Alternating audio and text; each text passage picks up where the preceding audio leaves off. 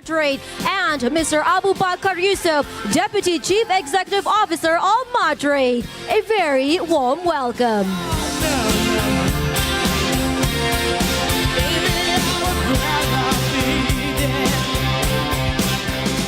Ladies and gentlemen, you may now be seated.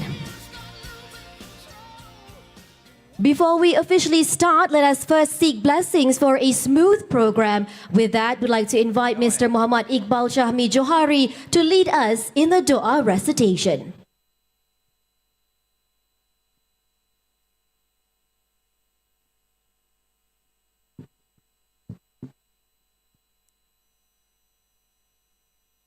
Bismillahirrahmanirrahim.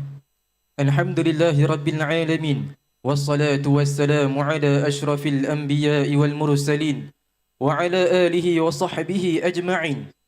In the name of Allah, the most gracious and the most merciful, all praise be to Allah subhanahu wa ta'ala, the Lord of the world. On this blessed day, we come together in humility and gratitude for the opportunity to convene at the Knowledge Hub Power Talk held in conjunction with MIHAS 2025. O Allah Ya Razak, grant us sincerity in our intention, wisdom in our decision, and steadfastness in our efforts. Bless our collaboration and partnerships with mutual respect, trust, and prosperity. Guide all stakeholders towards success that is beneficial, sustainable, and full of barakah. O Allah Ya Rafi'ad Darajat, protect us from any challenges that may hinder our journey. Is our task. Expand our reach and allow MIHAS 2025 to bring honor and benefit not just to our nation, but to the broader global community who share in the value of halal, integrity and innovation. O Allah Ya Qadi al-Hajat, shower this event, its organizers and all participants with your endless mercy. Grant us the strength to continue striving for excellence and bless this event with great achievement that will continue to inspire future generation. We place our trust in you, Ya Allah, Ya Munzil al-Barakah. Accept this humble prayer from us, Ya Rabbal Alamin. ربنا عليك توكلنا وإليك أنبنا وإليك المصير. ربنا آتنا في الدنيا حسنة وفي الآخرة حسنة وقنا عذاب النار. وصلى الله على سيدنا محمد وعلى آله وصحبه أجمعين والحمد لله رب العالمين. Amin, Amin, Ya Rabbal Alamin. Thank you for that, Mr. Iqbal. Distinguished guests, esteemed speakers, members of the media, ladies and gentlemen. Assalamualaikum warahmatullahi wabarakatuh. Selamat sejahtera and a very good morning. Welcome, ladies and gentlemen. Now, since its inception in 2004, the Knowledge Hub at MIHAS began humbly with Trade Talk, a segment dedicated to providing market access insights by MATRADE's trade commissioners. The COVID-19 pandemic pivoted Knowledge Hub's focus in line with the Halal Development Master Plan, aiming to accelerate the growth of halal exports. In 2021, Knowledge Hub introduced fully virtual knowledge sharing sessions featuring comprehensive deliberations by key stakeholders across the halal ecosystem, marking its rebranding. Since then, Knowledge Hub has continued to deliver substantive and insightful trade information, connecting premium buyers from around the world with Malaysian exporters, often showcased as success stories in international business. This year, ladies and gentlemen, marks another significant milestone as Knowledge Hub strengthened its content by reintroducing the Prelude series with strategic partners including HTC, MBSB Bank, FEDEX, and NAZSOFT Tech. The Meet the Experts webinars were expanded from 5 sessions to 16, equipping Malaysian exporters with deeper insights for successful exporting. Power Talk, a newly added segment to Knowledge Hub, features business leaders and influencers sharing practical and useful tips on building resilient business growth through branding and digital platforms. In addition, Knowledge Hub 2025 introduced 2 bonus webinars tailored for MSMEs, one in Bahasa Melayu on cross-border e-commerce and another on the use of blockchain technology to ensure compliance of halal certified products across the end-to-end supply chain. Tutorial Plus, the Islamic content platform taking the digital world by storm. Great Cafe, a lifestyle and dining destination that's setting new trends. Come and be inspired by their journey, insights, and success stories at the Knowledge Hub. All right, ladies and gentlemen, all these resources that I've mentioned just now are available at your fingertips, accessible online 24/7 via the MIHAS portal and the Madani digital trade platform. Now, before we go into today's topic, let's take a look at a short video on the evolution of Knowledge Hub.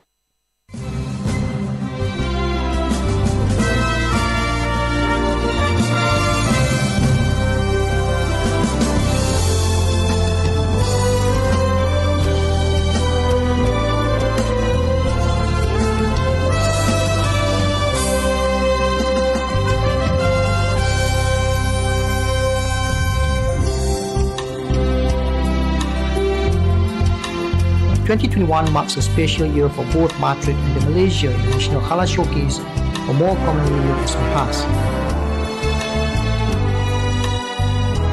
$11.4 billion, and Karachi, Pakistan leaders today as well. Experience in international trade.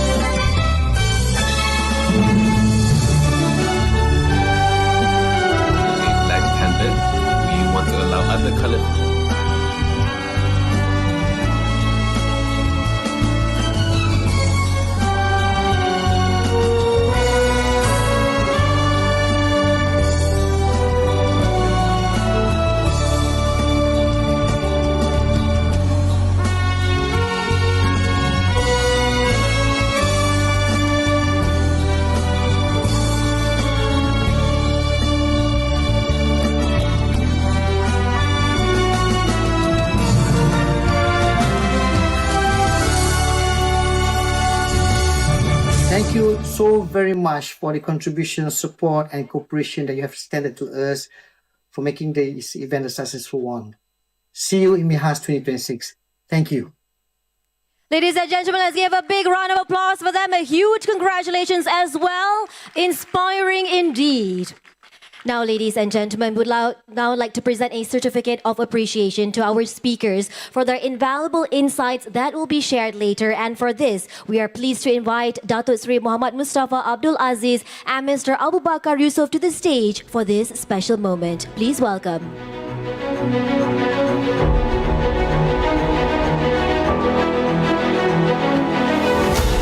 We would now like to call upon our speakers. Firstly, Mr. Venantian, co-founder and COO of Zeus Coffee.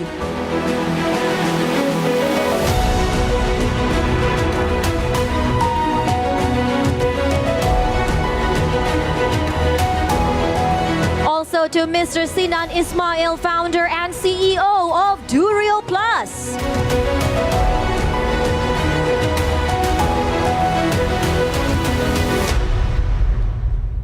And Mr. Sid Murshid, founder of Grey Cafe.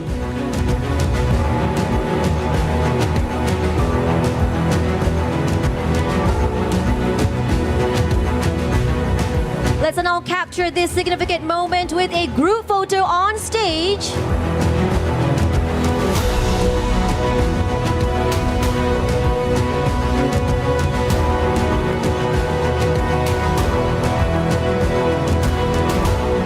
Are we excited for the discussion later? Louder a bit. Yes. We are very fortunate to have a very brilliant lineup of speakers with us today. Thank you very much, gentlemen. A heartfelt thank you as well to Datuk Sri CEO for presenting the certificates and for gracing our occasion today.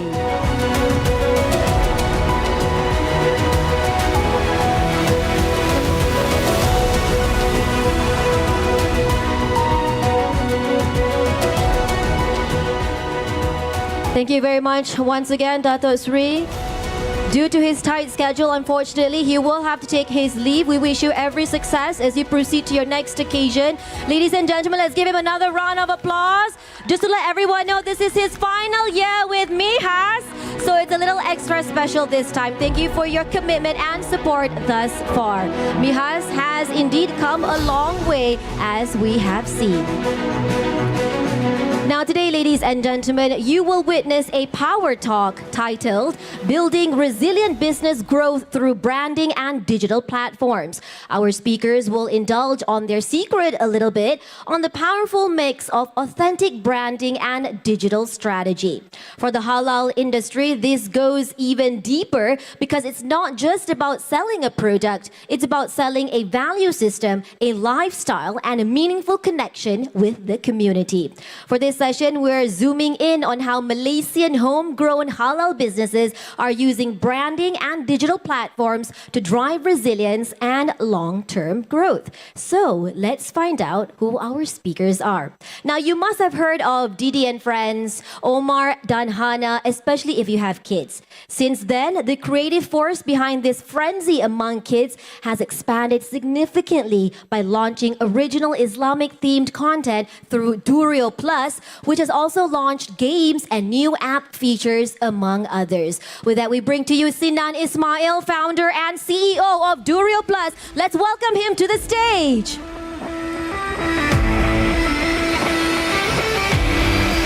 Next, ladies and gentlemen, we have the co-founder of a branding agency that helps businesses look, sound, and feel like the brands they aspire to be. His work is all about turning ideas into identities and businesses into movements. Just the person we want to talk to today, Sid Murshid, co-founder of Grey Cafe Creations. Please welcome him. And finally, if you have not tried their coffee yet, you may be missing out.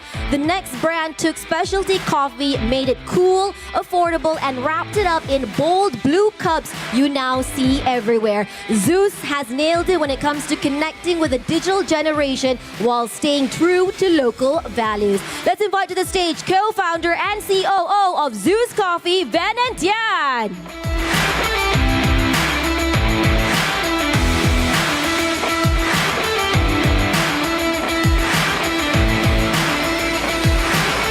And I'll be making my way up to the stage as I will be moderating. I have the privilege of moderating this session. Welcome, gentlemen. Nice to see all of you. Some of you I've met before. All right. Now, ladies and gentlemen, a little bit about our speakers before I pass the floor over to them. Okay, I know that they are three icons, three figures that you have seen, that you have read about, that you have seen on platforms or stages like this. But today, you get to see them up close and personal. We have allocated a lot of time for each of you later on. I'll explain. But before that, a little bit about our speakers, all right? Okay, to my left over here in bright orange, as always, is Sinan Ismail. He is the visionary behind content that has touched the hearts of millions of families and is now the founder and CEO of Durio Plus, a groundbreaking halal digital platform dedicated to wholesome entertainment for kids. Who over here watch religiously. Omar and Hannah, Didi and friends. I mean, it's not just you. It's not just the kids. I mean, not just your children, but it's you yourself that have immersed in the entertainment because of Sinan's creative and genius ideas. So thank you for that. What started as a simple idea, which is to create fun, educational content rooted in Islamic values, it has grown into a global movement with Sinan leading the way in reshaping how Muslim children engage with media. And under his leadership, Durio Plus has not only created original series, games, and educational tools, but also empowered local creators and families across the world. His journey is proof that when purpose meets creativity, the impact can be truly extraordinary. Please, a round of applause for him. He is also joined here by his wife today, also in orange. If you could wave to the audience. Thank you as well for being here. And also, next to Sinan, let's now welcome Sid Murshid, who is the co-founder of Grey Cafe Creations, a boutique creative agency with a big heart for branding that tells real human stories. Am I right, Sid? Yeah. Yes. So Sid's journey began with a passion for design and storytelling, which he transformed into a business that helps brands find their voice and connect meaningfully with their audience. From startups to established names, Sid has worked with a diverse range of clients, always bringing a blend of creativity, strategy, and cultural understanding to the table. What sets him apart is his ability to build brands that don't just look good, but feel authentic, purposeful, and relevant in today's fast-moving digital world. His work is a reminder that great branding isn't just about selling, it's about belonging. And also, fun fact, Sid, you are also a musician.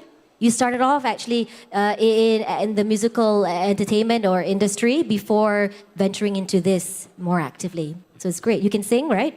I can some actually. tunes to this morning. All right, maybe later on. And finally, to his left is Venin Tian, the co-founder and COO of Zeus Coffee, one of Malaysia's most exciting homegrown F&B brands. Now, Venin has been instrumental in turning Zeus from a bold idea into a nationwide phenomenon, redefining what specialty coffee means for everyday Malaysians. With a deep belief that premium coffee should be accessible to all without compromising on quality or values, Venin and his team built Zeus around innovation and data-driven strategy. Today, Zeus isn't just about coffee, it's about culture, community, and convenience. Now, Venin's journey is proof that with the right branding, digital platforms, and a whole lot of grit, a local brand can scale fast, stay relevant, and win hearts across the country. Welcome, Venin, and welcome to all of you here to Knowledge Hub Power Talk. Okay, let me first explain the format a little bit. It's a little different than our typical panel discussions. There will be 3 rounds that will take place in this discussion. Macam kena bergusti lah. Where each speaker will share their stories and journeys on how they have made their businesses resilient through branding and digital platforms. Each speaker is allocated a total of 10 minutes for each round. All right? The final round is where we will open the floor for a Q&A session where you can submit your questions, thoughts, ideas that you want to put forward to our panelists. You can do this today. This is your opportunity. All you have to do, I think they will be flashing the code shortly on the screen. Just scan the QR code with your mobile phones. You'll be redirected to Slido, which is an app I'm sure a lot of you have used before for you to key in your questions. So as soon as the session starts, you can start doing that after scanning the QR code. All right, so you want to hear from the audience as well. Let's make this an interactive and dynamic discussion and conversation. Okay, so are we ready to our speakers, gentlemen? Are we ready? Of course, you all are pros. The first round will be on brand resilience, okay? Now, in the past few years, especially after the COVID-19 pandemic, we've seen and witnessed how quickly the business landscape shifts.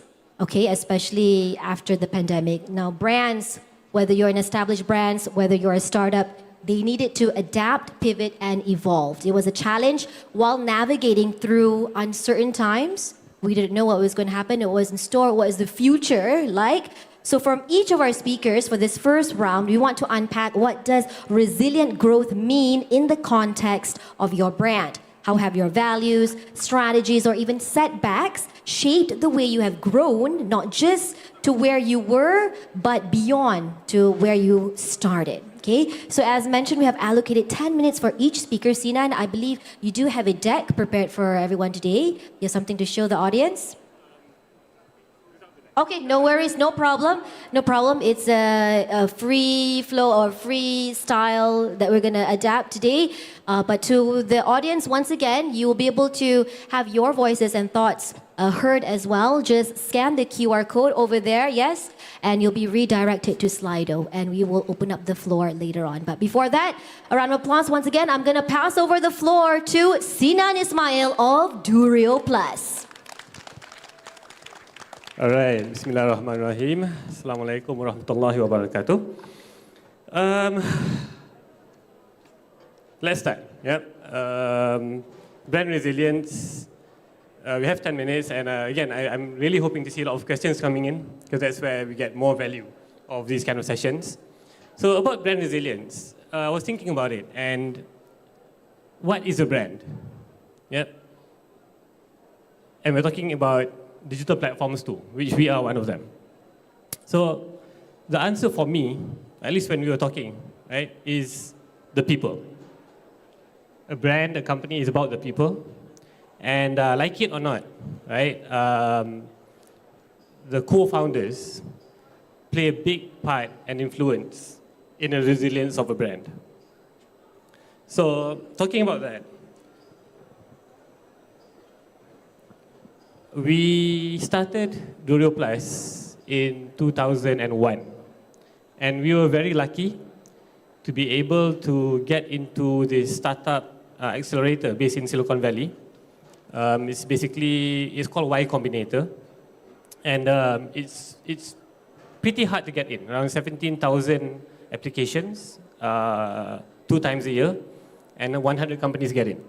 So we got into this Y Combinator thing.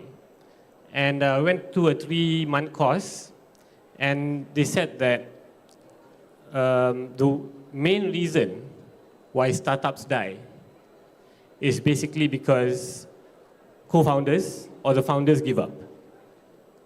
Yeah? It's not because they don't have money. It's not because they didn't find product market fit. It's mainly because the founders give up. And that, for us, is brand resilience. Yeah? Why do they say that? Is because if you run out of money, as a founder, you'll just find ways to find more money. Right? You'll tweak your product, you'll raise funds, or whatever you need to do. If you don't have product market fit, or a product that people want, you will try to find and talk to users and change your product and pivot. So brand resilience is more about the team and more importantly about the founders. Okay. So I'm a storyteller myself, right? And our story, I think it's good to share our story a little bit so you understand how we came through and how that resilience brought us to where we are now. So we started, okay, just let's try to make it a little interactive, just a little interactive. Who over here has heard of Didi and Friends? Show of hands, please. Right, maybe 90%-ish. Who here has heard of Omar and Hana? Yeah, so 90%. Be honest with me, who here before this or before sharing here has heard of Durio Plus? It's good to know. So around 10-15%. So and actually I like to ask this question because even when I started Didi and Friends, when we started Didi and Friends, that was a question I like to ask. And 12, 13 years ago, it was 10% raising hands about Didi and Friends. Now it's 90%. Okay, so alhamdulillah, Didi and Friends and Omar and Hana grew. Omar and Hana more globally actually. And recently, very recently, we just hit 10 billion views. Alhamdulillah, and that's a huge achievement. More than half of that is outside of Malaysia. Yeah. 3.5 billion views is from our English channel.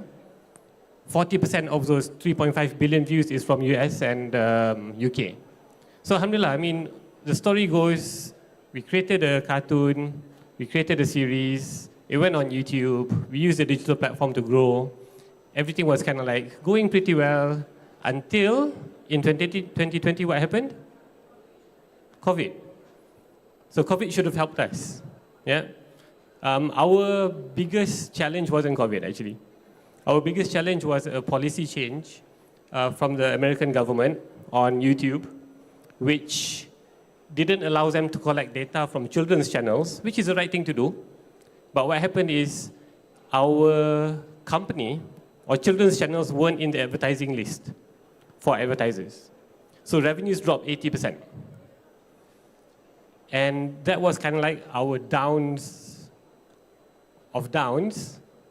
And then COVID came a month later, where we also got revenue from merchandise and other stuff, and sponsorship that also went down. So it was the down of the down of the downs. And orang Melayu kata tu duduk lah.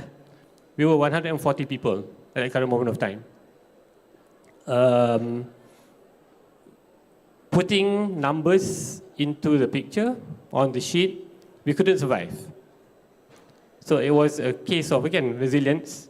What do you do? Do you close shop? Many YouTube creators, children's content creators had to close shop during that period. So what we did is two things. One, which wasn't planned, I had a separation with my partner. So he took DDM friends, I stayed with Omar and Hana.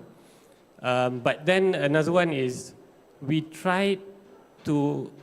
looked at the data and we said, we need to control our destiny. So we said, instead of relying on somebody else's digital platform, let's create our own, right? And when you say that, it seems like, oh, okay, let's just start something. But in reality, what you're saying is, let's compete with YouTube, let's compete with Netflix, like this, let's compete with Starbucks, yeah? It's not an easy thing to do. And those are global brands, many years of experience. But we said the data shows that parents around the world want Muslim content, want halal content, and we've provided something and they're watching it. We believe that they would like a halal platform.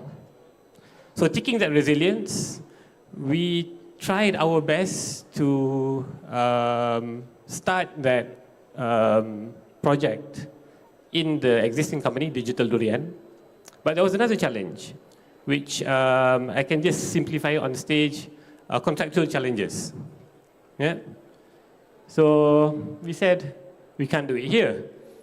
So what happened is, we opened a new company, choose a color, orange, alhamdulillah, and 90% of the team quit their job, submitted a resignation letter to Digital Durian, and joined Durio in 1 month. And it was quite crazy. I mean, you're looking at 30 to 40 people resigning and starting in a new company, 0 revenue, 0 product, just a mission, an idea. And for me, that is resilience. Yeah. It's not just about the founders, it's about the team. It's a collective, it's about the people. And great brands have resilience. We're not great yet, inshallah, in the future. But I think looking from my own perspective is that a great brand has a great team, and the great team together needs to have great resilience to bring the brand forward. Yep. So just a few key takeaways. Co-founders, they play a big role in resilience, but so does the team. But the co-founders are the leaders who will pave the way, shape the way for others to follow, which is your team. And then you had encountered one roadblock after another, but you decided to control your destiny, be less dependent on others, on other platforms for your business's success. So that has brought to you where you are today. Now, we do have already questions coming in. That's great from the audience. Keep them coming in. I will address them a little later. Right now, I want to pass the floor to Sid Murshid now of Grey Cafe. The stage is yours. Wow, the stage is mine. Before I begin, just want to say thank you, MIHAS, for having me on the stage. Such an honor to share the stage with Sinan and Vinan from huge names. I feel like I'm a kid in a huge sea of like amazing businesses and business people, influential people. I feel like a little bit out of place here. But before I begin, I just wanted to say a little bit of an explanation of what I do, because it might be a little bit confusing. My name is Sid Murshid. Yes, I do have Grey Cafe Creations with me. I have another company called Rekosit Entertainment, which is what I started with actually almost 8 years ago now. And I am more of a personal brand. So I carry these two brands with my face. So I am a cooking content creator. I'm a chef. I'm a restaurant/cafe owner. And this cafe business is something I've started only 11 months ago. It's our first year anniversary next month. So still very new to the business.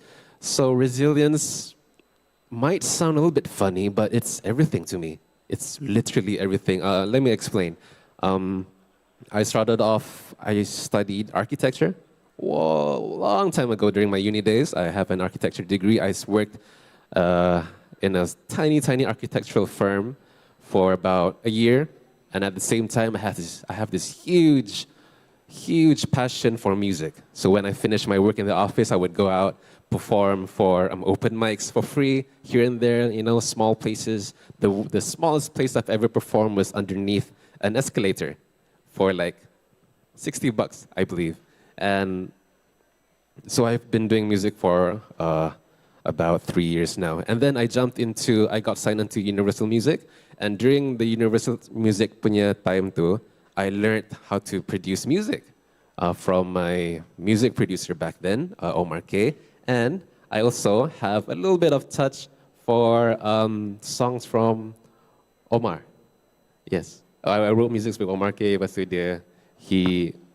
I learned. That's how I learned music producing from. And that's the first time I've heard about that cartoon. Oh, that's yeah. So, and then COVID hit. Writing music was a little bit, performing music was almost impossible, so I focused on writing music a lot. And before that, I started writing songs about food, about nasi lemak, about pisang goreng, and during that time, my name kind of blew up a little bit, and then went down, blew up a little bit, and then went down. And then after COVID, I started working on video production. I started learning how to make videos, how each cable works, and how visual effects works. But that kind of never really picked up. And then I started making cooking videos about 3 years ago, and everything blew up ever since. Everything just blew up ever since. Now, the reason why I'm explaining this is because from day one, I have people following me from my Universal Music days when I had only like 300 followers. And up until today, people have seen me fall, rise so many times. I kind of forgot how many times I fell and grew up. And up until today, my cooking content isn't just like putting onions in, chicken in, cook, saute for a bit, and then serve. I choose dishes that are extremely hard to make. For example, if you like noodle soup, how do you make the noodles? Like from flour and eggs and whatnot. The process of learning how to make that is extremely difficult. And if anything that is hard, it is only natural to fail. And I think people, especially, okay, I can't talk about F&B because I'm very new to the industry. Bennett has more insight on that. But I can say stuff for content creation and branding. I would say content creators and maybe some brands are afraid to show imperfections. And I would like to bring up that it is okay to show that. And actually, we, especially today, like to see imperfections more than ever, because right now everything is really polished and perfect, especially with AI jumping in. Everything is just so smooth and so clean. And we are really hungry for human things, which is imperfect sometimes. So making noodles is hard. Making, like you want to make a roti bakar, for example, it's a staple Malaysian breakfast, simple bread, kaya, and butter. But I take it another level. How do you make the bread? How do you make the kaya? How do you make the butter? By your hands. Of course, you fail a few times, so I want to show that through my content as well. And resilience is literally everything. And it is okay to fail and jump, fail and rise. And it's totally fine. And it is totally fine.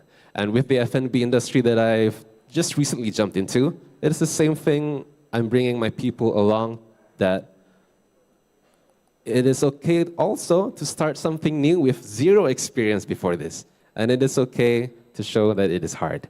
So to me, resilience is everything. And it is also part of the brand. So there are a few columns in my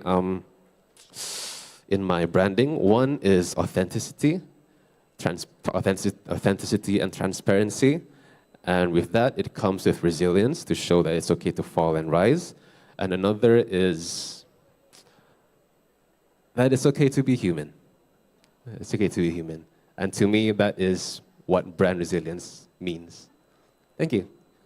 Wow, Sid, if I may, I'm going to call you the king of pivot because you've gone into multiple verticals. You started off as a musician, producing music, and then you started realizing your love for cooking, or you've always been a foodie perhaps, but you managed to find an outlet to express that love for food. Right. So I also have a question, since you had your followers, your fan base, since you were producing music, and then when you ventured into different verticals, different areas of interest, did your followers stay loyal to you? Oh yeah. I'm surprised. Even when you entered into different realms? Yes. Even up until they sit, tak ada buat lagu lagi ke? Alah, I'm too busy. I think why is because you mentioned about personalization. Everything is personal. You personalize everything, whatever it was, whether it's music, whether it's food, whether it's cooking. You made it relatable. People were able to resonate and feel, and it was relatable. So that's why they stuck on to you. Yeah, exactly.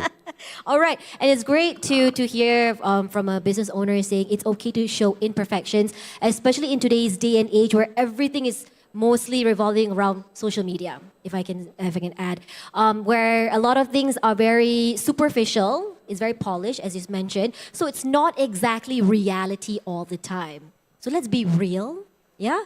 And show, it's okay to show your struggles, whether, yes, you are successful businesses, all three of you, but how did you get there? It was all encompassing. There were struggles, there were hardships and challenges, and that's why they're here today to tell us about that. Thank you very much, Sid. And also to Venon. Venon, fun fact, if everyone doesn't know, he is actually a law student. We went to law school together, so we go way back. And so it's great to see. He's always been very, very business-minded. That's what I remember of you. So it's great to see that you have flourished and thrived really, really well with Zeus Coffee. So tell us your story, Venon. Thank you so much, MIHAS, for giving me the opportunity to be here. Very, very humbled to be, on the same stage with these guys, right? And learning so much from them. And hearing that you've got 10 billion views, hopefully we can serve 10 billion cups of coffee. It's going to take a long way. I don't know how old will I be. But yeah, hopefully one day it will come true, right? But anyway, I went to law school and all sorts. Have never wanted to practice law, fortunately and unfortunately. Yeah.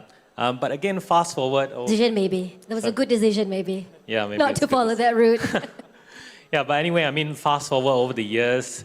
Similarly, like Sid, I have gone through quite a fair bit, have gone through in terms of different startups, have failed. I used to run a coin laundromat business. I think that was pretty okay. Then eventually ventured into e-commerce as well in 2016. But it failed after 8 months. It was actually an e-commerce grocery site. Yeah, because at that point of time, again, you don't even order as much food online, right? So what more even buying groceries online? I still remember the top selling product was actually diapers and toilet papers. Yeah, and I just couldn't cover the logistics fees. But anyway, again, fast forward later, 2019, that's where we started Zeus. Yeah, Zeus started in late 2019. It all came from the or let's just put it that way, we were inspired by a foreign brand. Yeah, I'm not going to mention names. Again, inspired by a foreign brand where they were applying e-commerce concepts into a coffee business itself. Then we were like, we're so familiar in terms of e-commerce, why not let's do that? And again, for us, we didn't actually have the experience in terms of F&B. I mean, you can tell from my size, I like to eat, but I don't really have the experience in terms of F&B, right?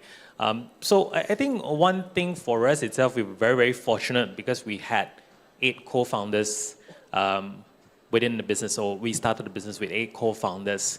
And of course, agreeing as well, I think founders were very, very important in the early stage of the business. But I think fast forward again now, I don't think it matters, which I'll share more later. Yeah, but anyway, started in 2019. That vision at that point of time, or let's just say the thought that we had at that point of time was very much survival. Yeah, we were just thinking of how can I maintain profitability? How can I just continue to serve coffee and for our customers who liked us? Yeah, and we've got our first store was operated out of a 200 square feet humble kiosk.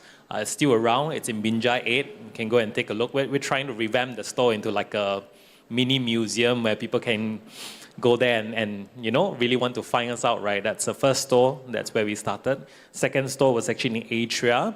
Yeah, and then COVID hit. And that's where resilient, right? We were like, oh, we just started the business 4 months down and COVID hit. Little did we know that the business model that we brought into the country and we thought we had to spend so much in educating people, the timing was right. Yeah, so we saw a spike in terms of consumption where everyone was just using our app to order coffee. Yeah, so again, our model was very much using technology or digital platform to order our coffee itself. So you can actually order pickup or delivery. Yeah, now it suddenly all makes sense from March 2020 onwards. Yeah. And then we started to build the community. I think a lot of people were craving for fresh brew, coffee.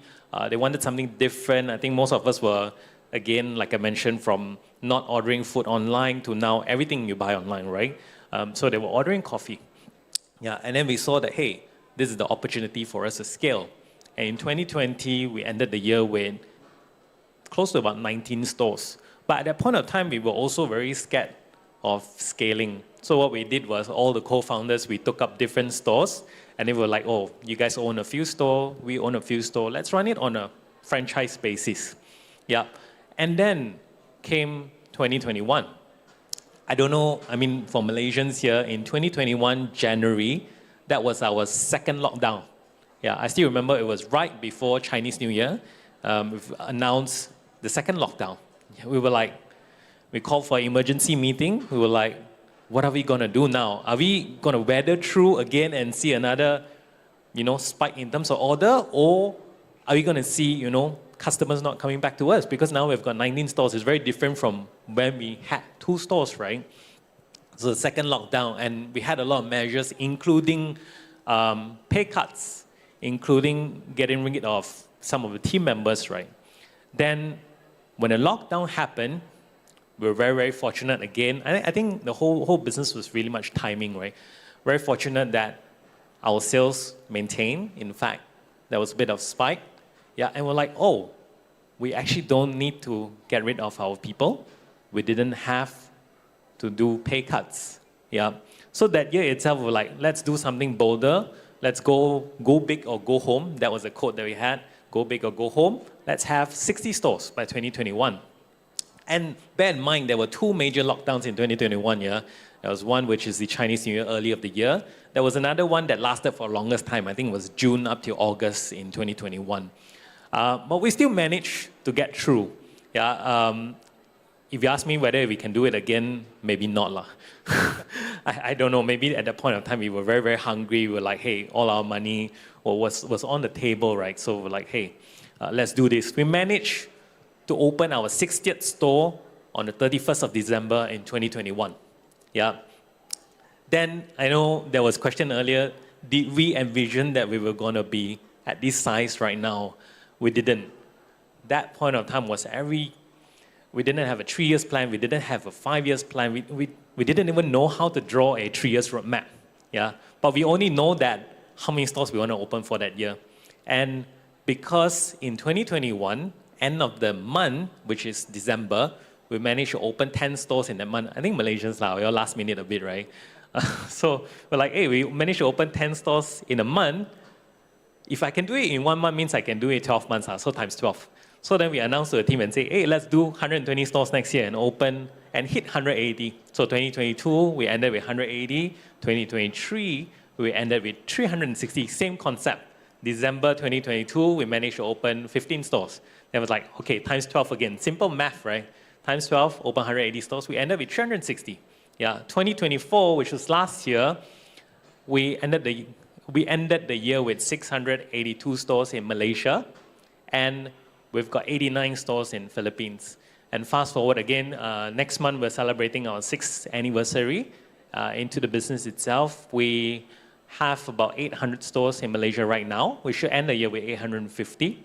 We're currently the largest coffee chain in Malaysia. Yeah, we have 160 in Philippines, and we're across Southeast Asia right now, except Indonesia. Yeah, but again, all of this, as much as I made it sound nice or sexy, right, had to go through a lot of different kind of challenges. Yeah, from lockdowns to rising coffee prices, supply chain disruptions, people. Year on year, we were like, hey, I don't know how to do this. I still remember our very, very first crisis was food safety. We know nothing about quality assurance, but I can tell you one tip. LinkedIn taught me a lot of stuff. Yeah, so what I did was I go to LinkedIn every night. Before I sleep, I was just, oh, this QSR actually has all these positions, and these are the people who do this kind of stuff. And then I realized there's such thing called QA, quality assurance. I'm like, oh, okay, maybe I should hire a quality assurance manager. And I always boast about this, right? I probably spoke to a lot of QA managers in town at that point of time. But yeah, so again, that was the very, very first crisis and was very much just learning along the way, right? And then the second one was very much like a PR crisis. We actually get a lot of controversies like anyway. If you read and all sorts. Again, the brand is not what you think it is. It means zealous, yeah? And it's basically zeal and us because the business is powered by people, yeah? Anyway, again, second crisis was PR. Year on year, we actually had PR crisis as well. Then people were like, hey, you don't know how to respond to the public. Do you have a PR person? Why do you respond in that way? I still remember the very first crisis was an OKU who applied for a job with us. But we or let's put it that way, our guys were just too busy processing, right? And then overlook in terms of the application and gave wrong information. Yeah, so it went viral. It was on Twitter everywhere and all sorts. Then I came out with a response because at that point of time, we couldn't afford to hire a PR person. Yeah, so I was the one who came out and I was like, what happened? Yeah, and then these are the action plans that we're going to fix and make sure that these won't happen anymore. But what I really wanted to say is authenticity of the brand, right? Because that's who we are. Yeah. But anyway, again, fast forward year on year, there were so many different challenges, but it's just really how you learn along the way from different kind of talents. Year on year, we renew our goals in terms of which kind of talents we want.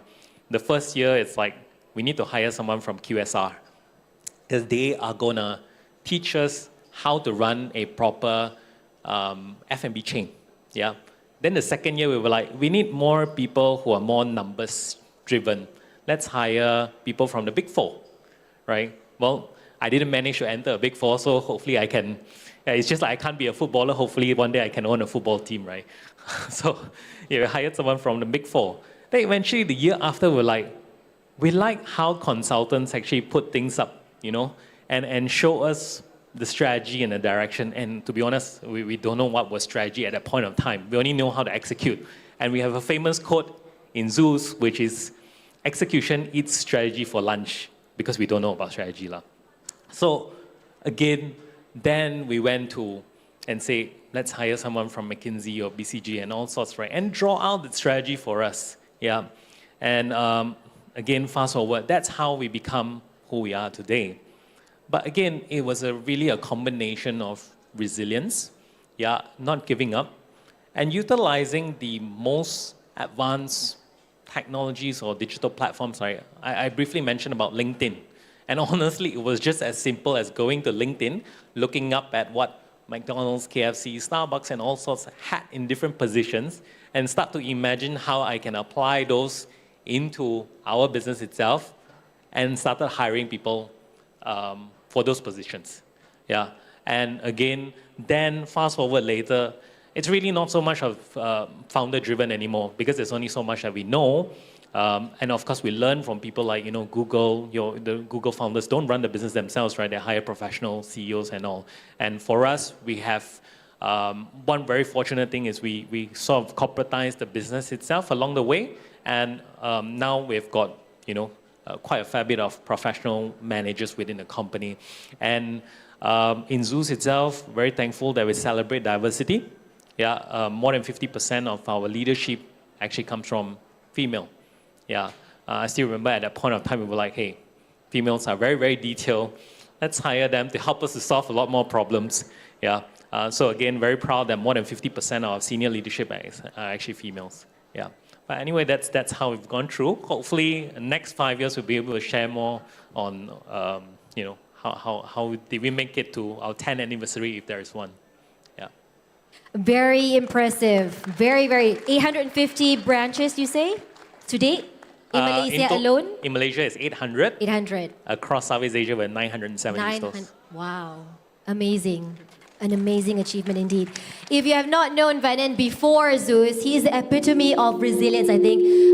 He has done, yes, multiple businesses in different areas, and you have not given up to reach to where you are today. So yes, you deserve it. Now, Zeus is also known for their catchy marketing ideas. I think that's how you were able to engage with the people who came up with all those ideas. The one in the courtroom, was that yours?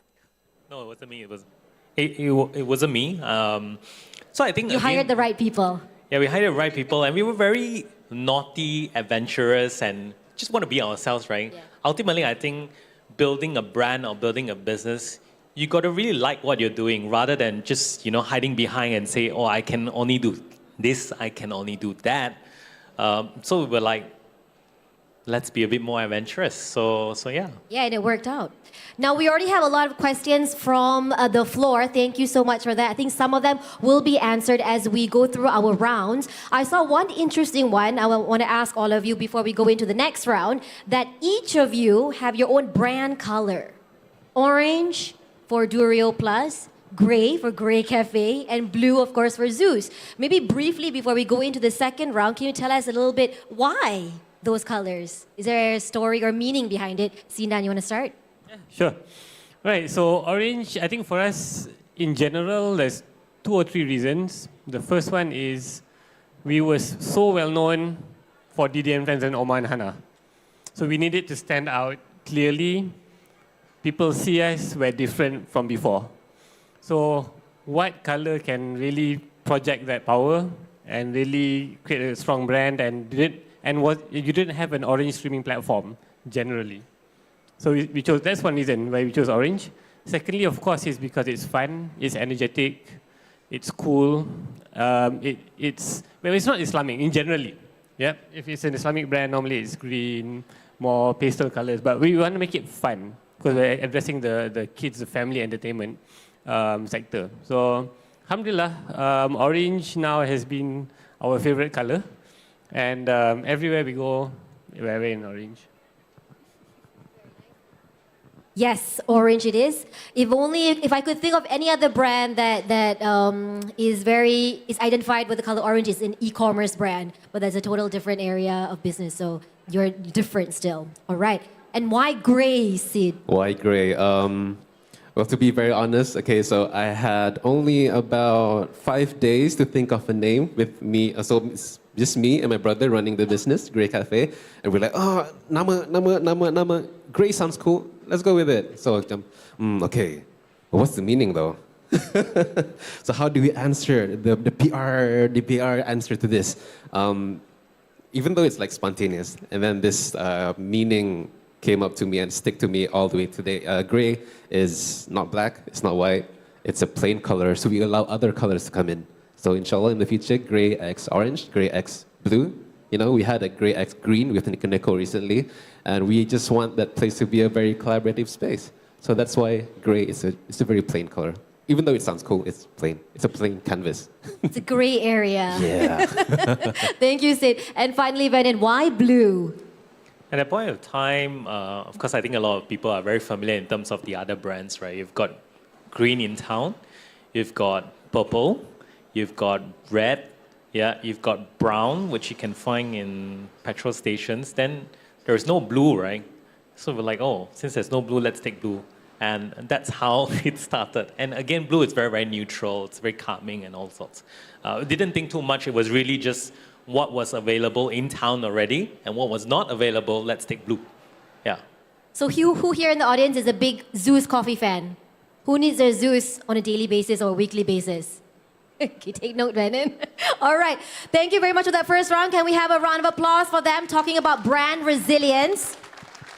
If we are ready, let's step into round 2, which is now on brand strategy focus. I saw some questions. I think that will be answered in this round on brand strategy focus. Now, Sinan, Durio Plus is known for creating halal, family-friendly digital content that resonates with audiences worldwide. Now it has gone worldwide. We want to know how your brand strategy helped build a sense of trust, not just with parents, but also with kids across different cultures. What were some key decisions or values that guided your team in positioning Durio Plus as a global brand with a strong Islamic foundation?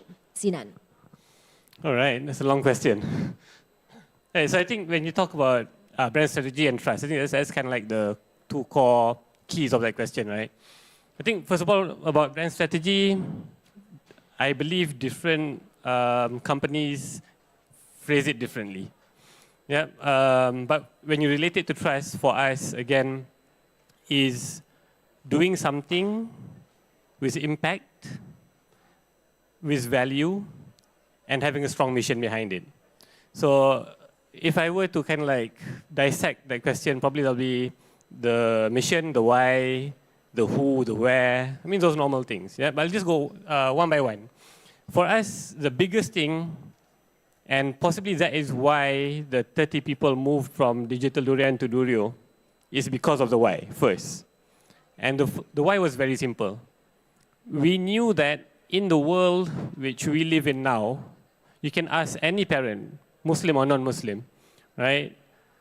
Are you afraid or are you concerned with what your kids are watching online?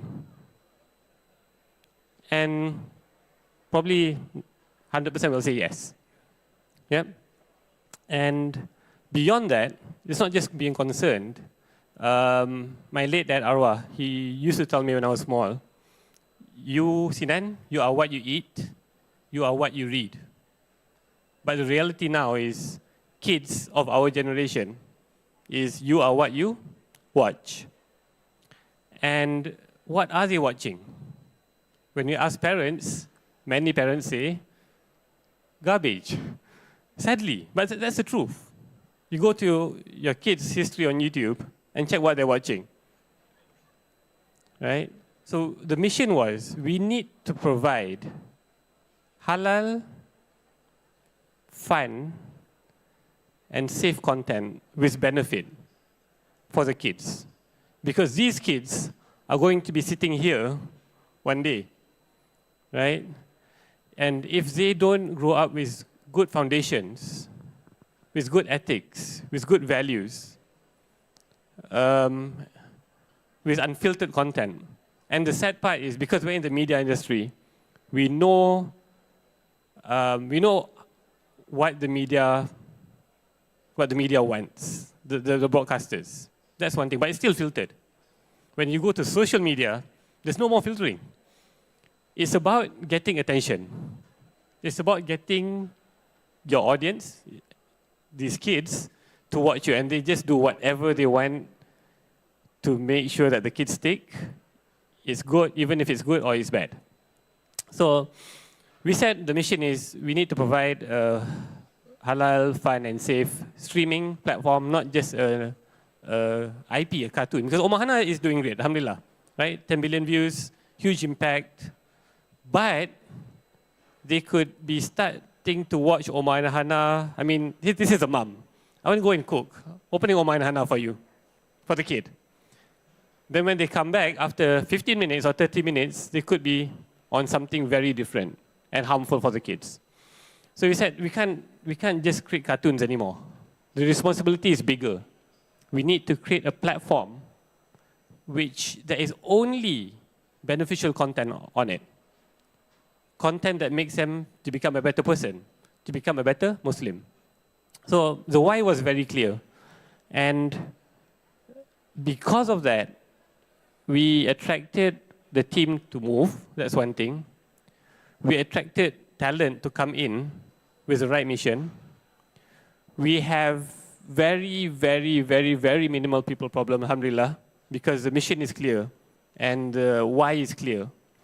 And when the why is clear, we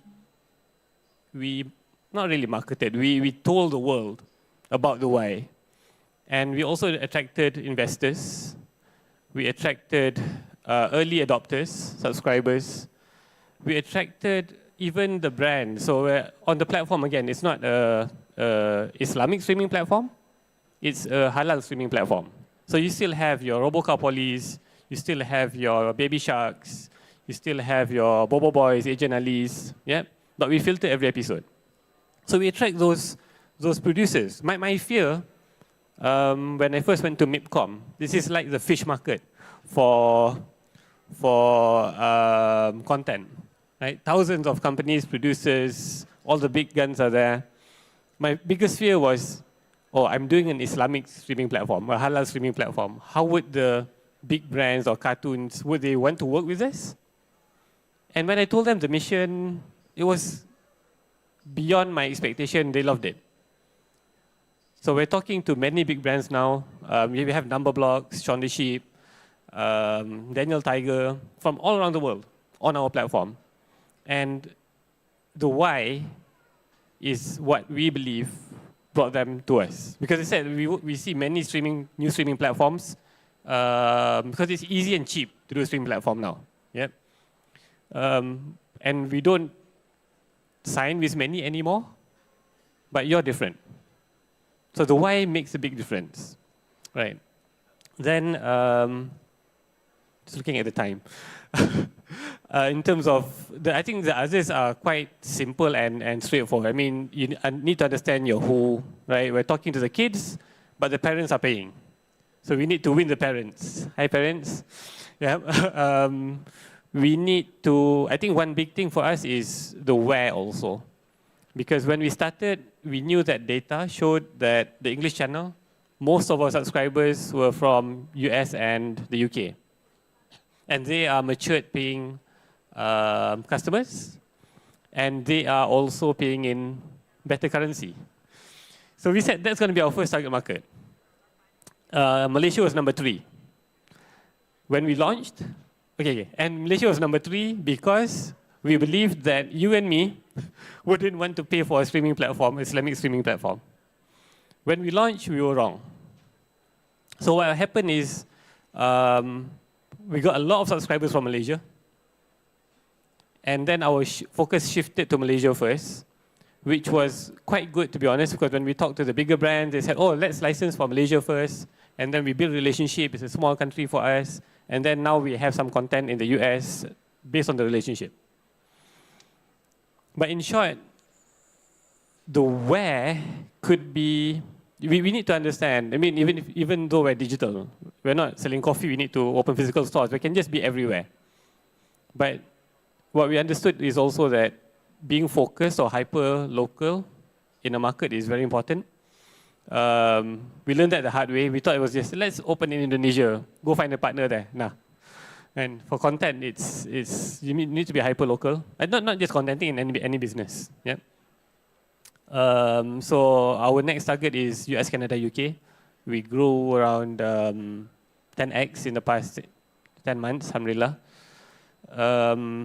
But Durio Plus is available in all the countries. We have around, I think, subscribers from 140 countries now.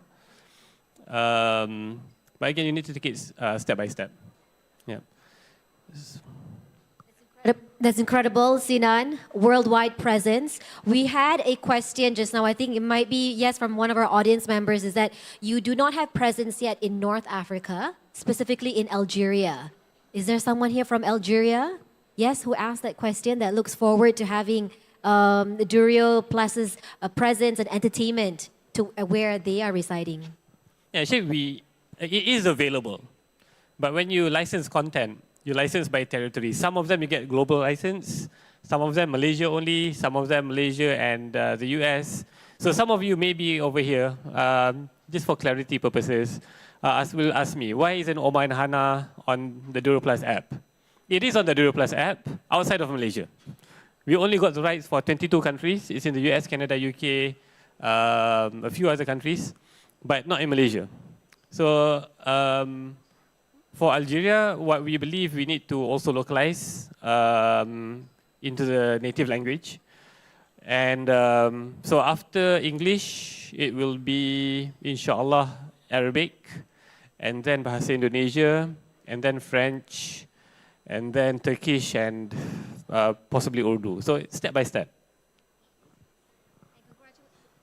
Congratulations on your 10 billion views, Sinan. At one time, I'm not sure whether it's still a fact, an accurate fact right now, you had more viewerships or viewers outside of Malaysia to Omar and Hana, Didi and friends outside of Malaysia than within the audience locally from where it all started. Is that still a fact right now? Well, if you look at the English channel, yes, 100%. Yeah, from the English channel, which is meant for the English-speaking audience, from Malaysia is only 7%. Right? And the rest is the rest of the world. And Indonesia is another 5% for the English channel. So it's a very much global IP. Sadly, we don't have full control over it yet. But Durio Plus is the next thing. And just sharing the market again. We're all here, we know about Halal. And one of our investors is from iQIYI, right? The Chinese streaming platform. And I asked him, you're in the streaming wars. Why invest in Durio? You know, it's so hard in this industry. And his answer was, the big ones are here to stay. The Netflixes, Disney Plus, Hulu, they have the funding and they'll eat the small ones. But you'll have those niche ones which will have their own audience. And our niche, the halal niche, is a huge niche. We're a quarter of the world. Yeah, 2 billion Muslims around the world. Around 100 million Muslim families. So if we translate the 3 million subscribers from our English channel to subscribers, will be a unicorn already. So there is hope, and let's see where we are 3-4 years down the road. For Durio Plus, definitely there is hope. Now, there's a question for Sinan. What do you mean by hyper-local? You're talking about hyper-localization. Is that only applicable to digital content? I think when you talked about hyper-localization is you take into account the cultures, the language of where the territory is, of where your entertainment is being shown, and then you incorporate that into the entertainment that you produce. Yeah, true. I think it's for all businesses. You need to understand your market. For us, because we're talking to kids, and parents don't want them to learn other languages, right? So being hyper-local, you need to dub the content into their language. You need to see, they don't have to watch cartoon from their region, but it will be more close to them because relatability is very important in content. But I think it applies for everything, not just on content. Are the behavior of kids from one country to another, do they differ? Do Malaysian kids watch more TV than other kids, for instance? I think in terms of what they can consume, and again, why Omahana is watched globally. Yeah. However, language plays a big part. So you won't get into Turkey. You don't have many views in Turkey because of it's in English. Yeah, we need to be in Turkish. So again, that's our challenge. We need to dub into multiple languages and not just one content, the whole 20,000 videos. So it's a lot of work.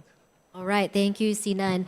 Now let's move to Sid. Sid, yes, we've introduced you as the founder of Grey Cafe, which started 11 months ago. But right now for this round, we want to zoom in into you as a creative agency, which is Grey Cafe Creations. So that is where you closely work with brands to help them stand out in a crowded market. In your experience, what are some of the most common mistakes that SMEs or startups tend to make when building their brand identity?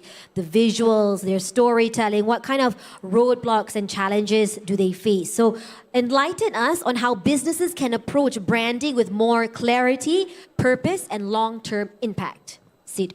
Wow. I'm just not used to answering such huge questions. Well, for the past 3 years, I've worked with a number of huge food brands. And what I can give to these brands that are different to what they've gotten before is, like I've mentioned from the first round, is personality. One, that's really important. What I see a lot of these not just food brands, but brands everywhere, is that they are afraid to stick out. They're so afraid to stick out. They have like some sort of template to copy paste so that it looks nice on paper. But we're not talking, like we want to sell something for brands, for example. We're not talking to a piece of paper, we're talking to humans.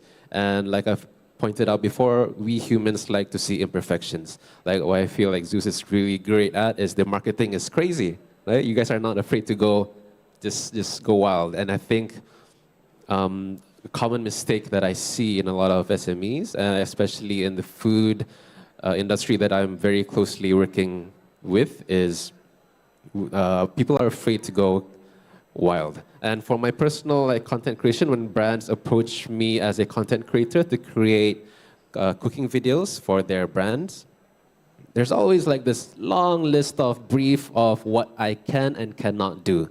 And when I follow all these points to the dot, the reach and the engagement typically is not that great.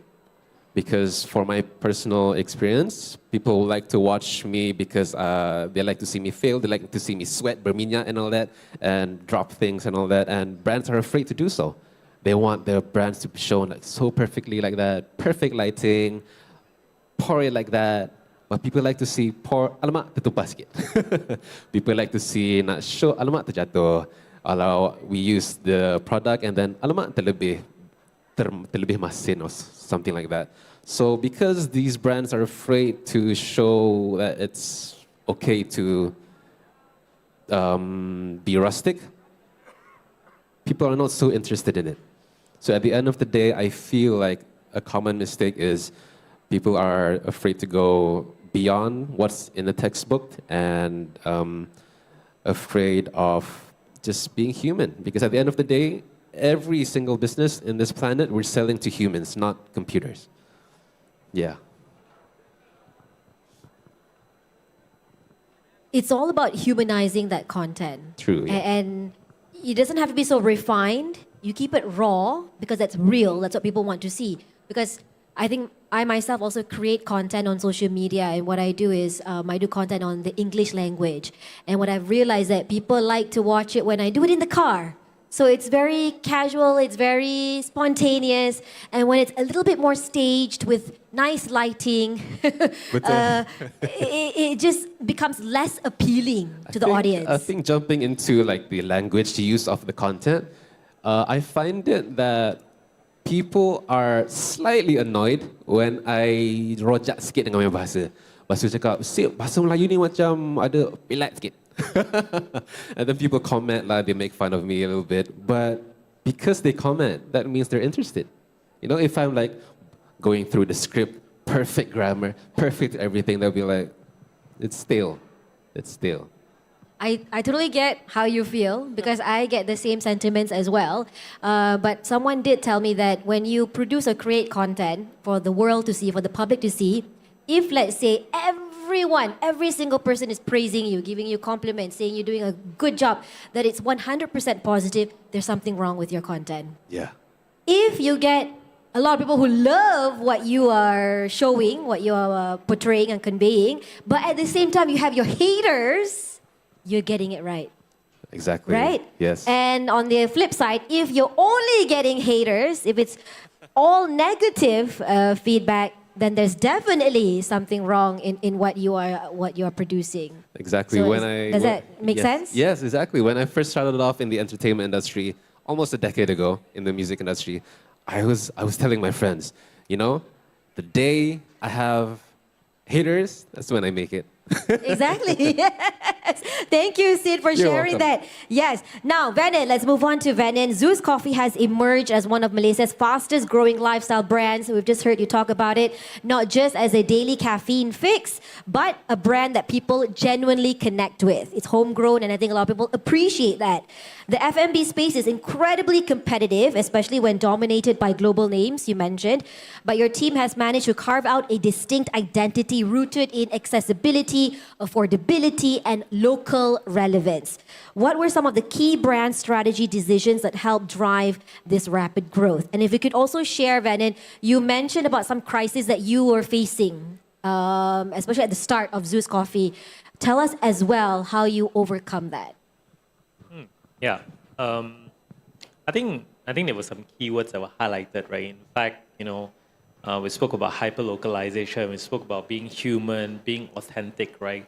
These were all the elements that we used in Zeus itself. Ultimately, for us, at that point of time, we were like, go big or go home, right? We really had nothing to lose. We were like, hey, we really need to be able to connect with the people.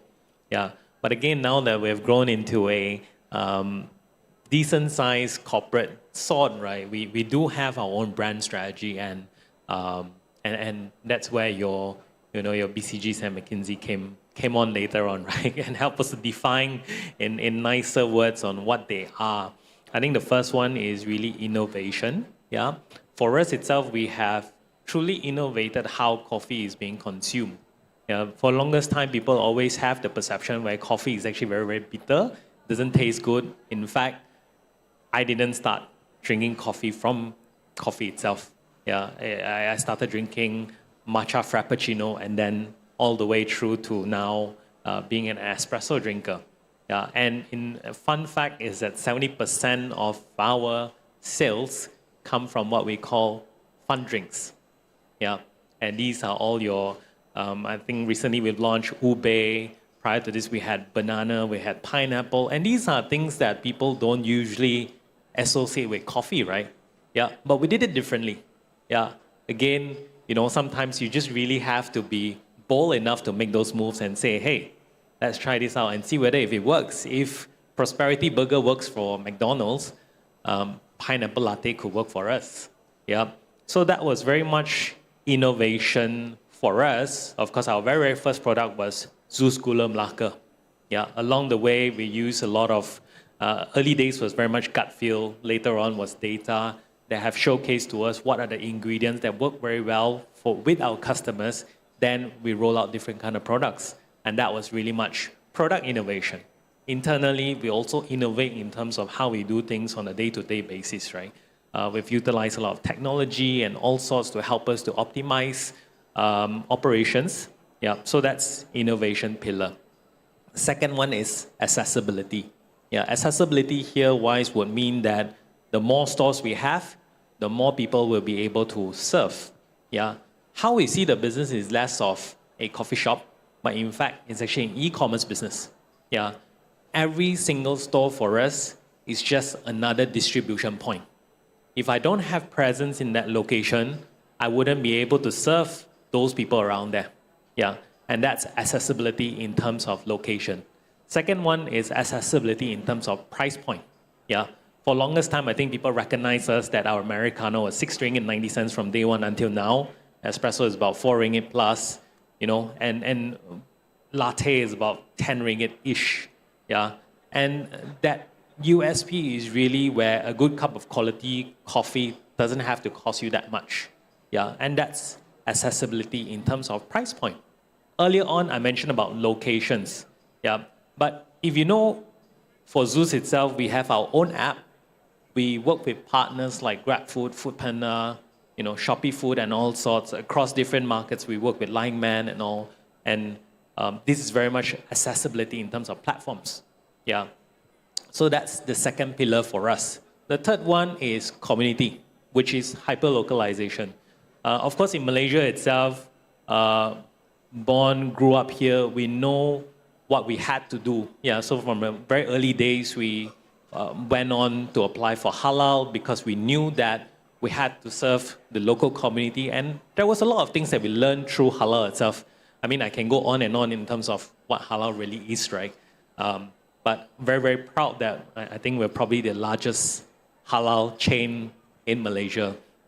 Yeah, and community-wise, it's very interesting because when we were growing out from Malaysia into Philippines, we thought we knew everything. We had the playbook, right? It's just copy-paste, right? In Malaysia, I can open one store every day. I could do the same in Philippines. But it doesn't work that way. Yeah. It's not so much of just language. Of course, for longest time, you all think that Filipinos understand English.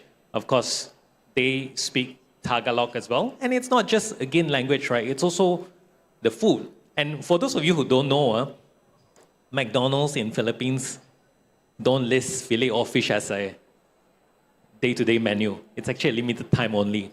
Yeah, but rice is available across the entire menu itself. And that's really hyper-localization, right? Understanding what your customers really want. Yeah. And then going into Thailand itself, we've launched Thai tea matcha. It's good. Hopefully one day we'll be able to bring to Malaysia. We've launched things like Thai tea matcha. And again, that is really being closer to the community and for people to be able to relate to the brand. Yeah. And last but not least, of course, quality is a given. As a chain, you've got to make sure that quality is consistent across. So those are the 4 key pillars for us to focus as a brand, just so that people can continue to trust us as Zeus. Yeah. From very, very early days for us was very much ROI, performance marketing. I use performance marketing a lot because it's really how much you spend on marketing and how much you can gain back from it. And it's pure business, right? But over time, it's really building that brand equity for people to see that logo or see that color and see us and be like, I can relate. This won't go wrong. Yeah, it's just like every country that you go into and you'll be like, hey, I can buy burgers from this store or I can buy fried chicken from that store. You know that it won't go wrong. Or let's just say probably, you know, it's not the best, but it's familiar. Yeah, and I think that's what we're trying to build as well. Bennett, let's take a question from the audience. This one is from Nisha. Her question is, could you share what your organic app download strategy looked like and which specific approaches or initiatives worked best for you? Actually, from the early days, right, we've never used, I know here specifically mentioned organic app download. I'm going to share a bit more in terms of app downloads, right? Very, very first strategy that we did was giving out free coffee. In order for you to get free coffee, you have to download our app. Yeah, that was number 1. So I think freebies work very well for us. That's how we first collected 3,000 database as well. And that's how we continue to reuse this 3,000 database from there. And that was number 1. Number 2 was buy one, free one worked very well for us. And that's how we introduce people to use our app. The third one was, at that point of time, it was COVID when we started. Yeah. So a lot of people were either working from home or working in office in different batches, right? So we introduced this thing called Zeus Day, which is buy 3, free 1. Again, all of these goodies have to tag along with the app itself. Yeah, so which means you must use our app in order to enjoy all of these. Yeah. Fast forward later on, there were a lot of things that we used within the app. But another one thing that I wanted to highlight that worked very well is friend's birthday.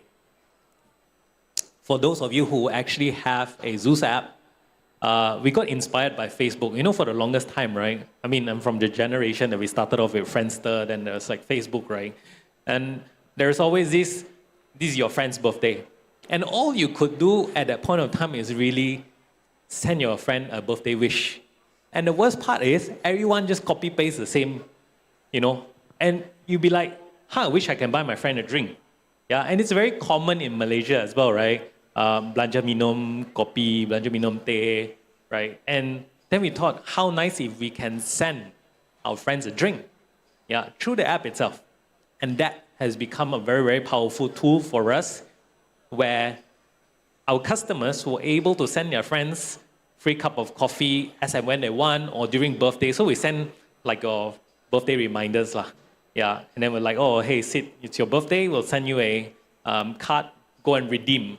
And that becomes a organic kind of thing where some people who doesn't even have our own app will receive an SMS and say, you've got a gift card from Zeus, go and spend it in store. And that also helps us to generate a lot more app downloads. So as of today, I think in Malaysia alone, we have got about 7 million app downloads. So I think about 20% of Malaysians actually have our own app. We have about 4 million sign-ups, so technically members. After you download, you don't. So I mentioned earlier, we, as much as we're a coffee chain, we see the business as an e-commerce itself, so we track very closely this kind of metrics. Sign-ups, monthly active users, we have got about 2 million. Monthly active customers, we have about 1.5, 1.6 million. And yeah, so that's in terms of our app.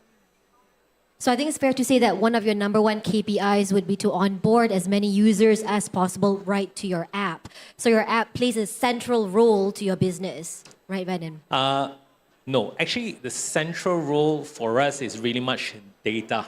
Okay. Yeah. Okay. So, and earlier on, I mentioned about accessibility, right? So accessibility will come from different kind of platforms. So app, yes, it's one of the larger one that we've collected enough data, and these are the most loyal customers. The second part is, of course, third-party platforms to give us different kind of data as well. Then the third one is retail that gives us data. And we use this cumulative data to then help us to make different kind of decisions. And data is actually the core. So we've heard how data is very important from all of our speakers. Based on Zeus's data, are there any quirky habits of Malaysians based on their coffee habits? Does it differ from other countries? I've asked Sinan that on kids' behavior or patterns when they watch entertainment. What about coffee habits? I think this part of the world itself, or the countries that we operate, besides Thailand, in fact, Thailand in Southeast Asia itself has the most cafe per capita, you know, around this region, right? But we don't see any kind of surprises. And what we see is very much people always go through a journey. Yeah, I mentioned earlier my journey. I started a matcha frappuccino, matcha latte, vanilla latte, caramel latte, Americano, espresso. This is actually the same across all the other countries. Yeah, so one of the reasons why we roll out so many different flavors is also to help us to acquire a lot more customers. Then they go through that journey. And why I say it's very interesting is that we have the opportunity to be able to educate people to consume more coffee. And again, I think fun fact, I think 2022 or 2023 report shows that Malaysia is actually one of the fastest growing coffee consuming country. So yeah, hopefully we're part of that helped to grow that lah. But yeah. Can I take one more question from the audience also for you, Venon? Big marketing calls for big budgets. How does Zeus do impactful marketing, especially in the early days? If we take a look at companies like maybe Shopee or Grab, they go all out. They go big on their marketing expenditure. And so that translates into delayed profitability, right? What about Zeus? Yeah, I think earlier on I mentioned about this word performance marketing. So we're very, very cautious whenever we spend something, we need to make sure that it really ROIs. Yeah, and we track very, very closely in that. I'm going to give you some examples.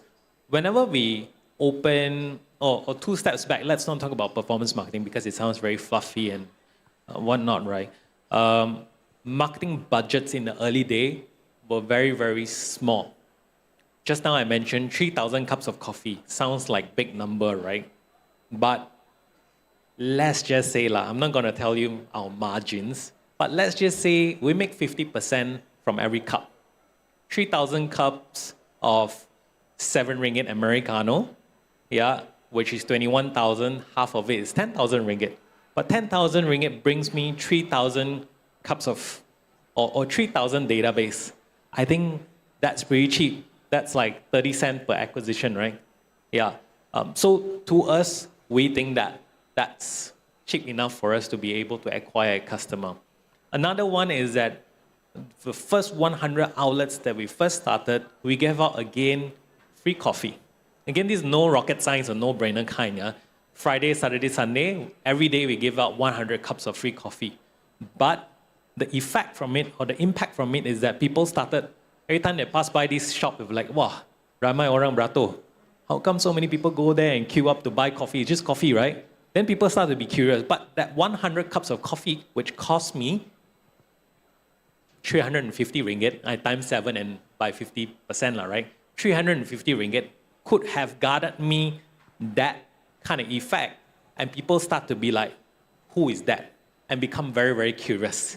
Yeah, but of course, another one that's more impactful is, of course, our logo, which have created a lot of controversies. But again, at that point of time, we didn't know that we could be at our size. We thought that we just come up with a brand. We just wanted the opposite of the other brand that you know, right? Which is green and a female. We wanted a male and blue. Yeah, and then we thought, let's try that out. So I think marketing doesn't have to be expensive. Yeah. Over time, it's when you build that brand. So for early days, we never buy billboards. We never, all the outdoor or your DOOH that you call, right? We never invest in all those because we couldn't track the returns. Yeah, it's only now that we've passed 4 years, 5 years, that we become bigger. We want to build that brand trust. Then you have your M. Nasir kind of billboards and all that we invested on. And that builds longer brand trust. So yeah. I think what worked for you as well is that you were very reactive in the face of crisis. When people started to make noise, there was a buzz about your logo, about your hiring. You actually came out and addressed the issue. So that was a good PR move. Me coming from a PR and communications background, I think that's very important for you to step up, to be front-facing and to address the people what's going on and to offer them an explanation because that is the right thing to do, essentially. All right. One question for all of you before we move on to the final round. Now, I know that in the audience, a lot of you may be from MATRADE and also other organizations that are here from MIHAS. How many of you from which organization you are from, do you incorporate ESG and sustainability in your line of work? How many of you have that going on for you? Really? None? Sustainability? The ESG agenda? So now I have to forward that question to our panelists, to each of them, whether they have an ESG agenda in what they do, how relevant is it in their fields or in the industries, and how do they incorporate it into their businesses? Sinan. Cool.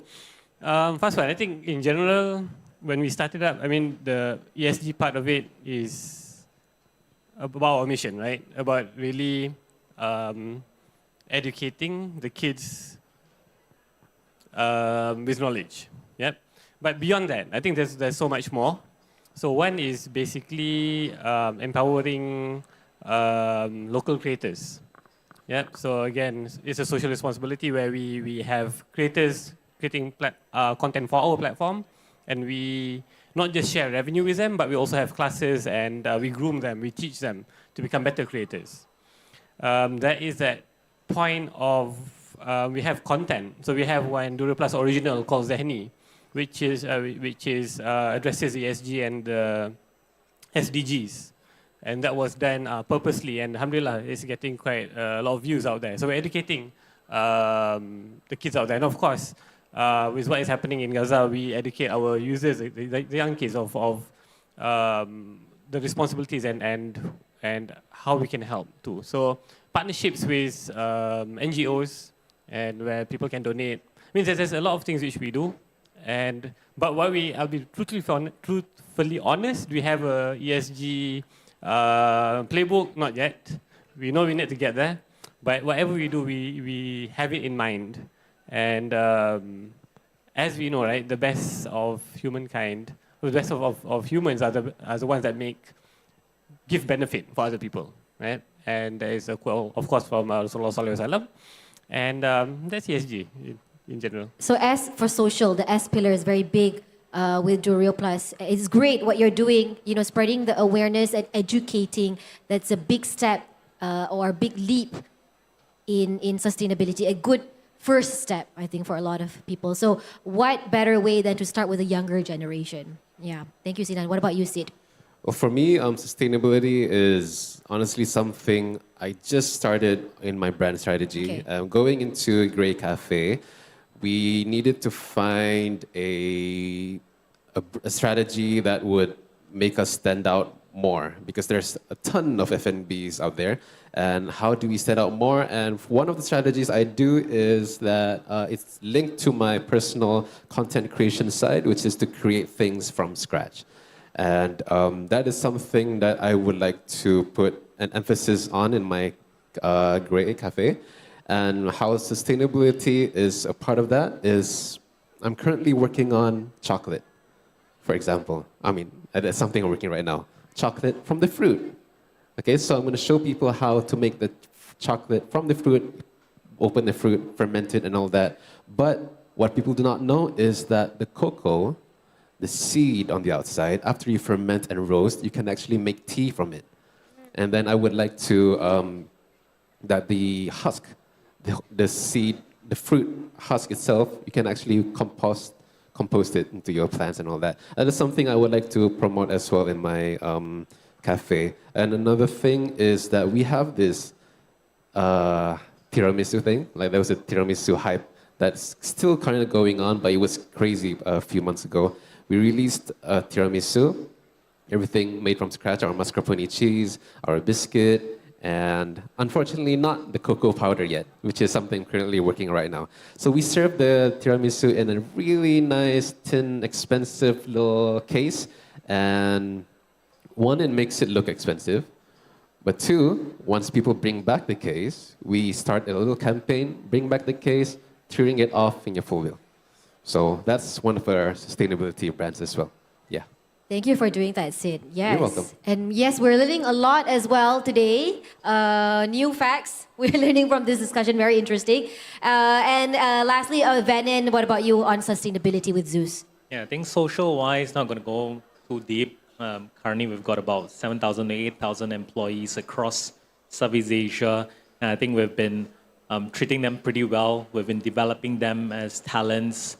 There's a lot of new leaders as well. I mentioned earlier, 50% of our senior leadership is female leaders, right? So that's something that we're very, very proud of. In terms of environmental-wise, just want to share a bit of a story. We didn't have a strategy from the early days. Even until now, it's just very much ad hoc, right? But it all started off because I'm a scuba diver myself, or I was until I had a kid. Scuba diver myself, and as a scuba diver, you're always taught about plastics. Yeah, so we use a lot of, the more sales you do, in fact, you consume more plastics, right? But unfortunately, when it comes to ESG, it comes with a price as well. Yeah, but then it's really how big of a size along the way that you become, then you can evolve in terms of your ESG practices. So we thought, let's start small. So from 2021, we changed our straws, which is from plastic, into rice straws. Yeah, but we went all extreme because there's so many in between, right? There's paper, there's PLA, and all sorts, right? We went all the way extreme, rice straw, 100% biodegradable. Yeah, and very proud that we've been doing that for longest time, only until recently that, due to customer feedback and all sorts, it's not the best in terms of customer experience. We changed that, but it's still biodegradable.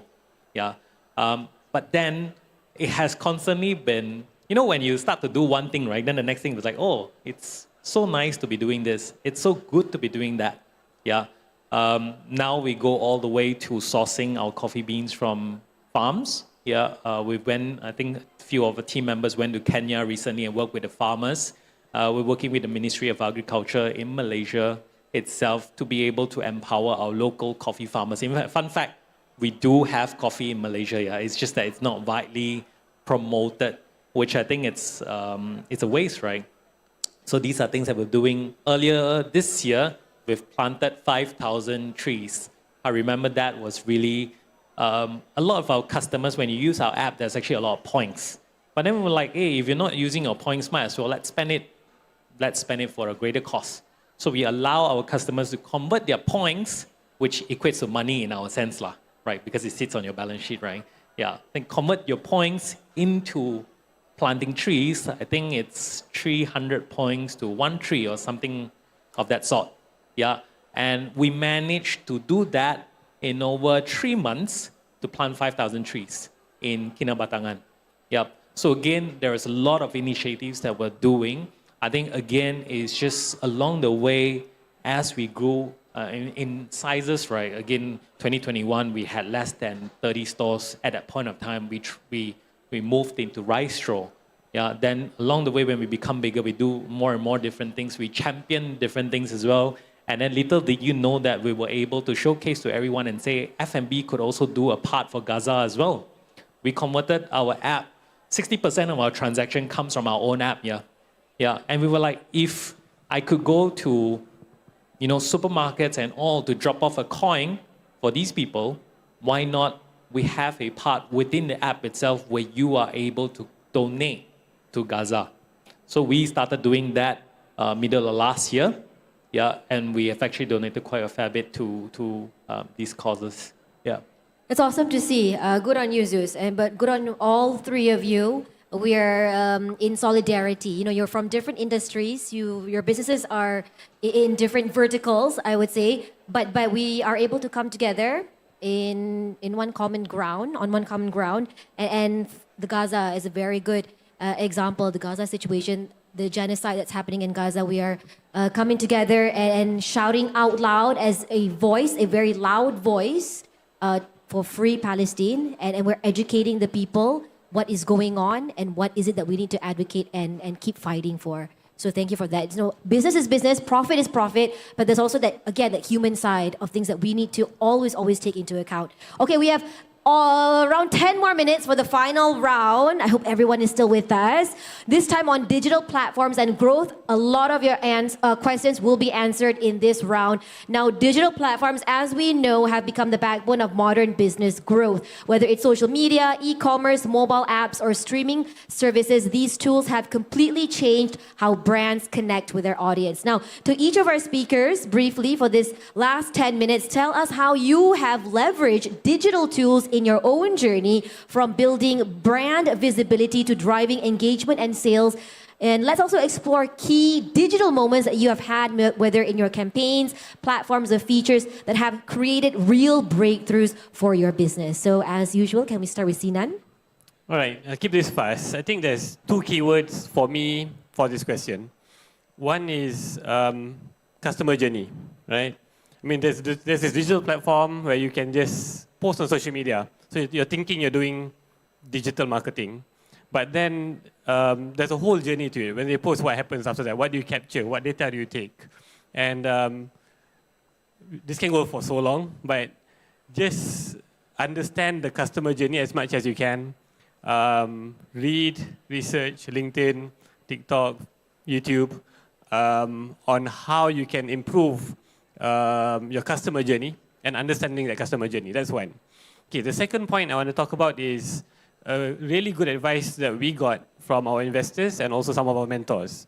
So when you're a startup, especially, you don't have money to do marketing, right? And people don't know your brand yet. So the advice that we got was called OPT, right? So what's that, OPT? It's other people's traffic. Yeah, and it worked well for us from the start.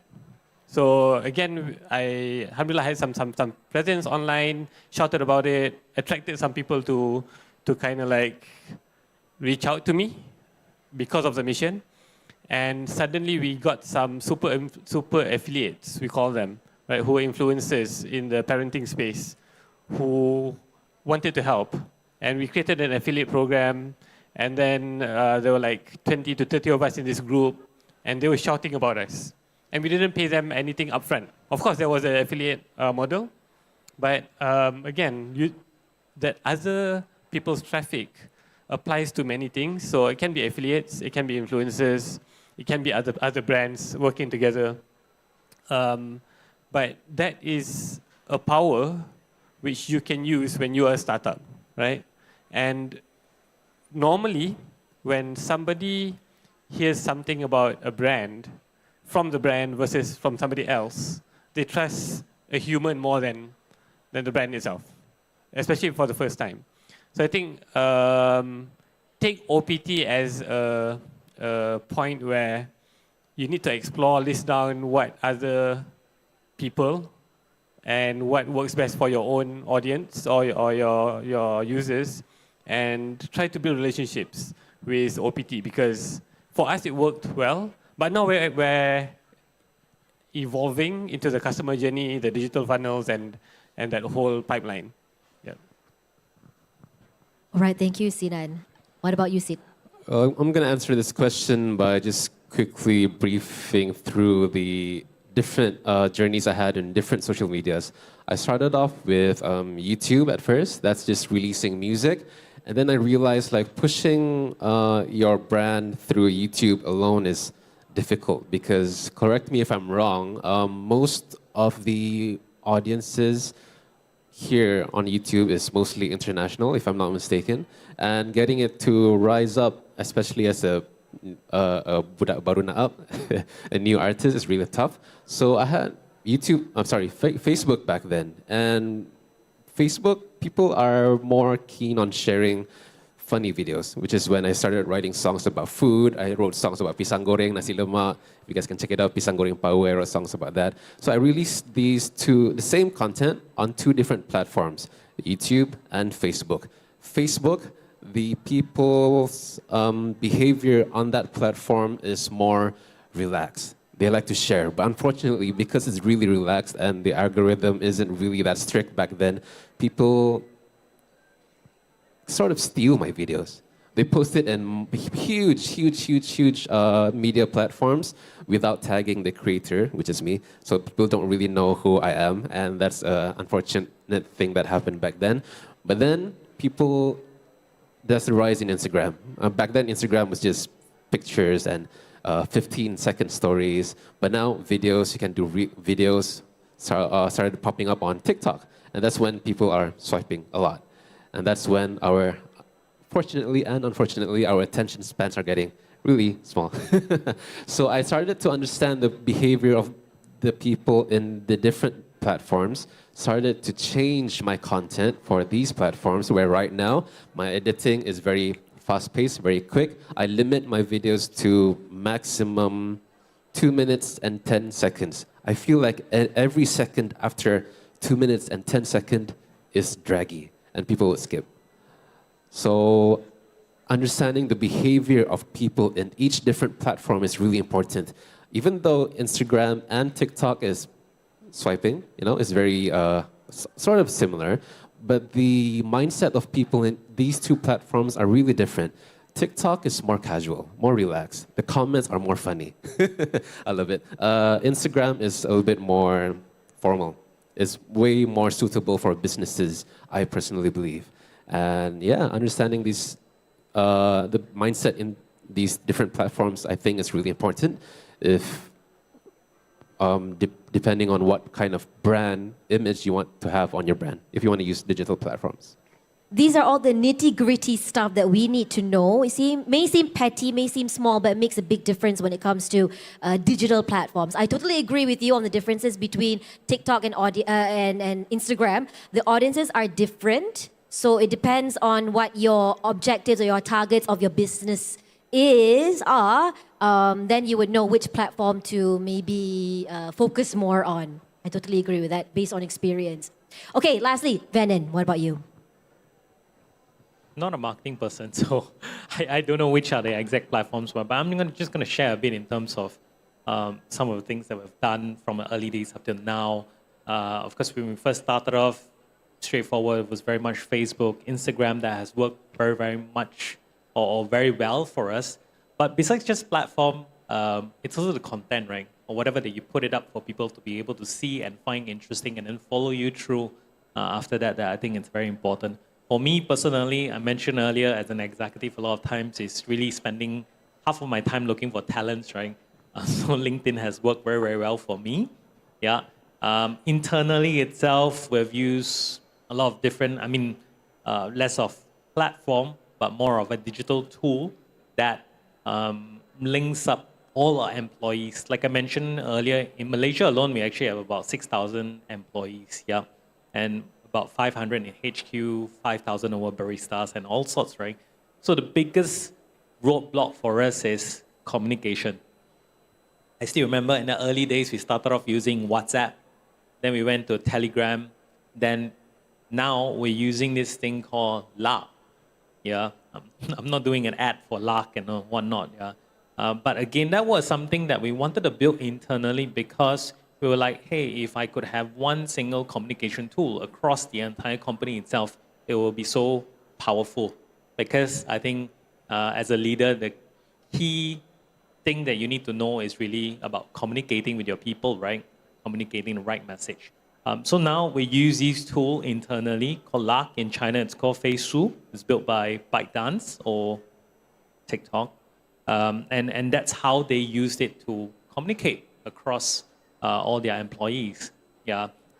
Besides that, now we're able to see our team members making, latte art from different stores. Yeah, sometimes, so there's this thing called moments within it. Yeah, that we're able to see what's happening during the day. They can post it up. So it's like an internal Facebook kind of thing or internal social media kind of thing, which I think that it's very good for us as a company, right? I mean, besides just corporate that has worked very well externally, I think that has worked very well for us internally. Yeah.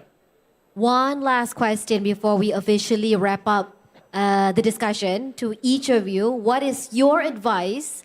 Doesn't matter young or old, for young or old people who want to start a new business. Sinan, let's go down the line from you. Right, I think as an entrepreneur, I think, it depends. Okay, what's your one advice? Want to start a new business? Okay. One is you need to, in my opinion, right? You want to solve a problem, and you want to create value for people. I think that's the best business. But once you have that, go into feet. That's me. I don't believe in trying out a business and just while working at the same time. That's just me again. Three, I would say read a lot of books. I think I should have done that when I was younger. Now I don't read too much, but every time I read something, a good book, then I get something from it and I can apply it to the journey. Four, find mentors. Try to talk to people in your field or outside of your field. Reach out to people. I almost never say no to people who buzz me on LinkedIn and ask for advice. It's hard for me to say no because that's how we got knowledge when we were growing. So always try to do that and go all in. Why do you keep looking at your wife while answering that question? Inspiration. Inspiration. Inspiration. Next time I want a female, all female. That's why I proposed. No, I'm just kidding. All right, what about you, Sid? What is your advice and maybe tips for those out there who want to be like you? Wow, be like me. Yeah. When I get these questions like, Sid, what's your advice about, for younger people or people who want to start into content creation? I always have this one analogy. And I think it works across the board, business, content creation. You want to do a new sport or anything. Imagine you have don't imagine, take a piece of paper. You want to draw a circle. You think about drawing like the most perfect circle ever. You're going to think. Still am sort of once a perfectionist, and that's the biggest mistake I've ever made in my life. The longer you think, nothing's going to appear on the paper. Take a pencil, draw the circle. It's going to be crooked. It's not going to be a circle even. It might be a C. And you started. Now all you got to do is just keep drawing the circle. Keep drawing the circle until you get the most nicest circle that you can. Going back to my very first point, it's okay to be crooked. It's okay to not be perfect. And me jumping into this F&B business, the longer I think, the more it won't happen.